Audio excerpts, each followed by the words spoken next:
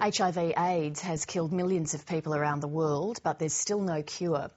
The head of the global fight against the deadly virus, Michel Sidibe, is in Australia seeking more funds to combat the disease. Mr Sidibe says some governments and individuals falsely believe the fight has already been won, and he says that scares him. Karen Barlow reports. The medically supervised safe injecting centre in Sydney's King's Cross is on the front line in the fight against the transmission of HIV in Australia. Welcome. Hello, how are you? Very happy. It's a must-see harm minimisation project for the Executive Director of UNAIDS, Michel Sidibe. So this was the first supervised injecting facility in the English-speaking world. We opened in 2001, so nearly 10 years of operation. After numerous audits and without a single fatality, the politically sensitive facility is still a trial. Many lives have been saved. That is without any doubt. Michel Sidibe has just arrived in Australia after visiting Papua New Guinea. There, the spread of HIV is causing great concern. Almost 1% of the population has the virus. Globally, more than 33 million people are living with HIV. The rate of HIV infections has dropped over the past decade, but in 2008, around 2.7 million people became HIV positive. The number of AIDS-related deaths peaked in 2004. Still, about 2 million people die every year. What I am seeing now is making me scared, because people are having impression that is done, that we have 5 million people on treatment. They are forgetting completely that we have 10 million people waiting. They are forgetting that you have 33 million people infected. While the numbers of global HIV infections have fallen by 17% since 2001, AIDS organisations say that's only due to investment and hard work done so far. Costs are rising and billions more dollars are needed.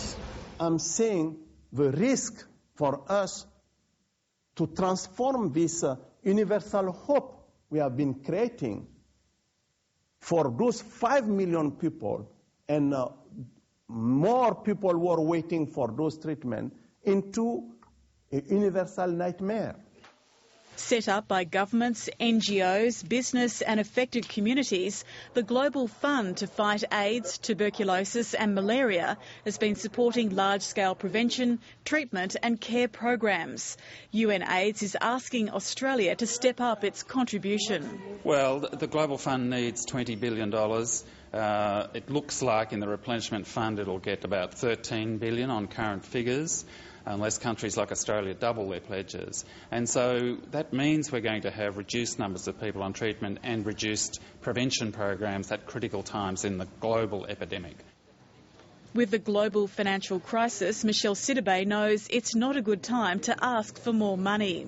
It is the first time in 15 years we are seeing a reduction by almost $623 million on HIV/AIDS. When we are seeing an increase also on new infection in many parts of the world. So this is the worst for us in terms of continuing to keep those 5 million people on treatment.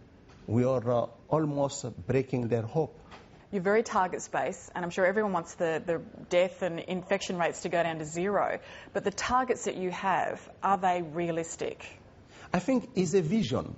I am a leader, and I believe that my leadership will be judged on my capacity to push the world to go for more social justice.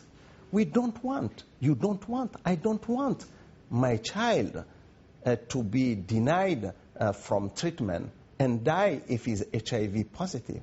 I don't want my child to be denied from information and to get HIV infection or not have access to preventive measures. That's why I said zero new infection, zero discrimination, zero death due to AIDS.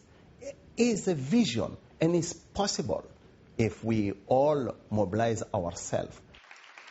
Michel Sidibe is expected to press his concerns to Australia's caretaker government next Tuesday. Karen Barlow, Lateline.